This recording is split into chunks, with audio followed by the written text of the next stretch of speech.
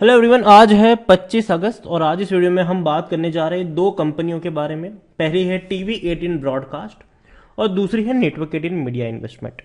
देखो, दोनों ही कंपनियों का जो मालिकाना हक है वो मुकेश अंबानी जी के पास है।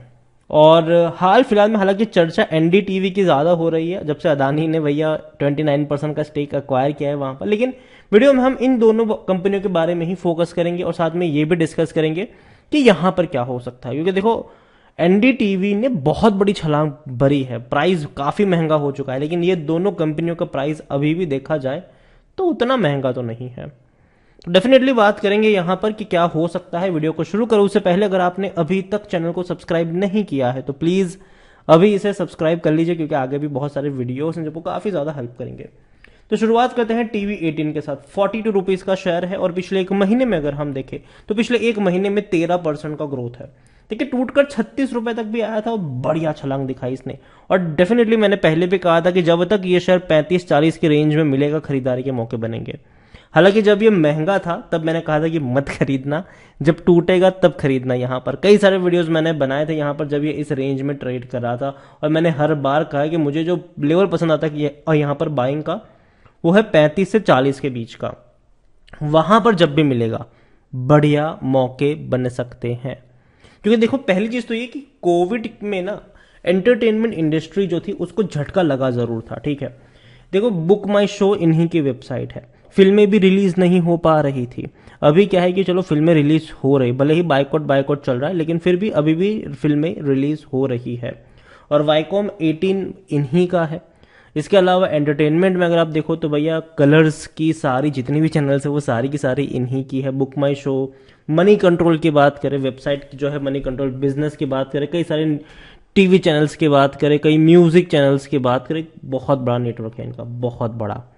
और आने वाले दौर में यहाँ पर भी कुछ बड़ा धमाका हो सकता है। एनडीटीवी के बाद यहाँ पर भी कोई बड़ा धमाका हो सकता है, ऐसा मेरा मानना है। मिड कैप शेयर है ये, 7,000 करोड़ से भी ज्यादा का मार्केट कैप है। वॉल्यूम देखो तो 1,60,00,000 के आसपास देखने को मिल रहा है इसका वॉल्यूम। अच्छी क्वांटिटी में शेयर ट्रेड हो रहे हैं। हालांकि जो इस बार के क्वार्टरली रिजल्ट है वो बहुत ही खराब थे।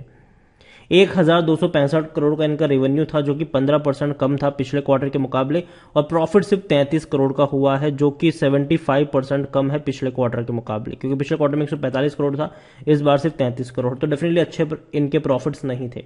इसके अलावा एफआईज ने बहुत बड़ी बिकवाली करी थी। 12.75% की एफआईज की होल्डिंग 10.25 पर आ चुकी है, बहुत बड़ी बिकवाली करी है। लेकिन देखो, मेरा मानना है कि यहां पर कुछ बड़ा हो सकता है आने वाले दौर में।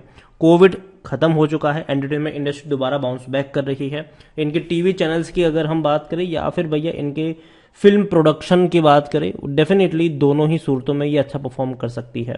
इसके अलावा बुक माई शो इन्हीं की वेबसाइट है। लोग डेफिनेटली अभी के वक्त में टिकट एडवांस में बुक करते हैं थिएटर में जाने से पहले, तो वो भी आप यहाँ पर ध्यान में रखिए। इसके अलावा बिजनेस की भी कई सारी चैनल्स है, चाहे वो अलग अलग हो, even news media, print media, दोनों ही यहाँ पर आपको देखने को बेहतर तरीके से मिल रहा है। देखो, टीवी 18 जहां तक है, according to Moneycontrol user 100% लोग की खरीदारी करो। और यहाँ पर अगर आप देखोगे तो रेवेन्यू इनके लगातार बढ़ रहे थे और अभी भी अच्छे ही है, लेकिन अब धीरे धीरे कम हो रहे हैं रेवेन्यू। कंपनी के रेवेन्यू बढ़ना जरूरी है यहाँ पर। और डेफिनेटली मुकेश अंबानी जी देखो ऐसे बैठे तो नहीं रहेंगे। अब अदानी ने गेम खेला है तो अगला गेम अंबानी भी खेलेंगे, ठीक है। तो मेरे हिसाब से कुछ होना चाहिए यहाँ पर, ठीक है, कुछ होना चाहिए, कोई बड़ी डील या किसी के साथ कुछ ना कुछ तो होना चाहिए आने वाले दिनों में। खरीदारी करने का सही मौका कि शायद ओवरबोर्ड जोन में कोई भी रेड फ्लैग नजर नहीं आ रहा है। होल्डिंग की अगर हम बात करें तो प्रमोटर के पास 60.40% की होल्डिंग है, 1.63 म्यूचुअल फंड के पास है, 0.09 डोमेस्टिक के पास है, 10.25 एफआईएस के पास है, 27.63% की होल्डिंग रिटेल एंड अदर्स के पास देखने को मिल रही है। देखो, टीवी 18 ब्रॉडकास्ट मेरी पहले भी वही सलाह थी, अब भी वही है। 35-40 के बीच का जो रेंज होगा वो बाइंग का रेंज होगा, वहां पर नजर होनी चाहिए। अभी भी खरीदारी करिए तो बैठे रहिए, बेचने की जरूरत नहीं है। दूसरा है नेटवर्क 18, 74 रुपीज का शेयर है। एक महीने में अगर हम देखें तो नेटवर्क 18 के शेयर में पिछले एक महीने में 17 से 18% का ग्रोथ यहां पर भी है। 62 से बड़ी छलांग लगाई है। इवन अगर हम बात करें पिछले एक साल की, तो पिछले एक साल में नेटवर्क 18 में 55% का ग्रोथ है। 114 रुपए से टूटकर नीचे आया है, और हालांकि 60 रुपए से नीचे ये गया भी था, लेकिन दोबारा बाउंस पे पकड़ा, फिर वापस 60 के करीब पहुंचा, वापस तेजी बनी है यहाँ पर। देखो, मेरे हिसाब से 65 से 70 का जो रेंज होगा वो बाइंग का रेंज होगा नेटवर्क 18 में भी। यहाँ पर देखा जाए तो मिड कैप शेयर है, ये 7,700 करोड़ का इसका मार्केट कैप है, और यहाँ पर कंपनी को लॉस हुआ था पिछले क्वार्टर में, 3 करोड़ का लॉस था, जो इससे पहले के क्वार्टर में 60 करोड़ का प्रॉफिट था।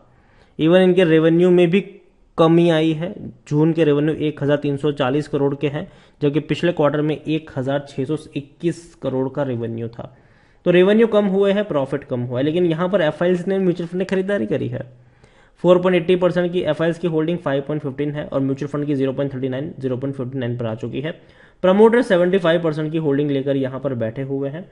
नेटवर्क 18 देखा जाए तो भैया नेटवर्क 18 में खरीदारी करने को लेकर according to Moneycontrol user 33% लोग कह रहे हैं कि बेचो, 67% लोग कह रहे हैं कि खरीदारी करो।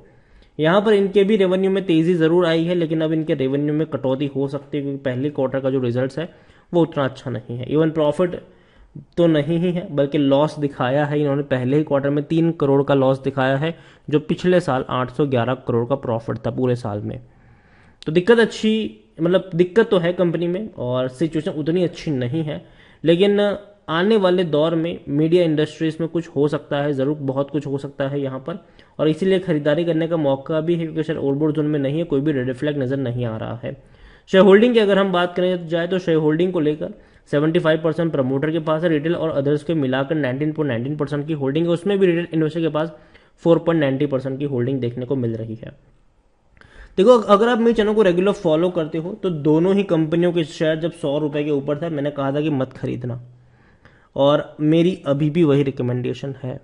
ठीक है, मैं मानता हूं कि ये वो कंपनी है जो जब सस्ती हो तभी खरीदारी के मौके बनते हैं, इसको महंगा खरीदने का कोई पॉइंट नहीं बनता है, क्योंकि देखो ये पूरा न्यूज पर डिपेंड करेगा। ठीक है, कोई बड़ी खबर आ गई भाग जाएगा, नहीं आई धीरे धीरे कंसोलिडेट करता रहेगा ये, और आने वाले दौर में हो सकता है कि अंबानी जो है वो और भी बड़े प्रोजेक्ट हैंडल कर सकते हैं यहाँ पर, मतलब कि कोई बड़ी कंपनी के साथ या तो डील कर सकते हैं, कोलैब भी कर सकते हैं, कुछ भी कर सकते हैं यहाँ पर। और डेफिनेटली मेरे हिसाब से इन दोनों ही कंपनी के ऊपर नज़र होनी चाहिए। हालांकि मैं उतना बड़ा फैन नहीं हूँ इस कंपनी का, अगेन जब महंगे होते हैं, मैं कई बार बोला कि मत खरीदना, लेकिन जब सस्ते मिलते हैं तो मैंने वीडियो बनाकर ये भी कहा है कि एटलीस्ट रिस्क लिया जा सकता है इस लेवल पर। तो उसी हिसाब से नेटवर्क 18 मेरे हिसाब से अगर 65 से 70 के बीच में मिलता है, इनिशियल बाइंग के मौके बन सकते हैं। और टीवी 18 की जहां तक बात है, 35 से 40 का जो रेंज होगा वहां पर भी इनिशियल बाइंग के मौके आपको मिल सकते हैं। बीच में सोनी के साथ भी डील्स होने की चर्चा थी, टाइम्स के साथ भी डील्स होने की चर्चा थी, लेकिन बाद में कुछ हुआ नहीं। आने वाले दिनों में क्या होगा ये तो आने वाला वक्त ही बताएगा, लेकिन जिस तरीके से एनडीटीवी अभी चर्चा में है और बहुत बड़ी रफ्तार उसने दिखाई है, हो सकता है कि अदानी को compete करने के लिए अंबानी भी कोई ना कोई बड़ा दाव इस सेक्टर में, इस स्पेस में यहां पर चलते नजर आ सकते हैं। तो वीडियो को यहीं पे एंड करूंगा, पसंद आया हो तो लाइक कर, शेयर, चैनल अगर पहली बार है तो प्लीज सब्सक्राइब करें। और टीवी 18 और नेटवर्क 18 दोनों के बारे में आप क्या सोचते हैं, और दोनों में से कौन सी कंपनी आपको पसंद है वो भी आप मुझे कमेंट में लिखकर बता सकते हैं। Thank you.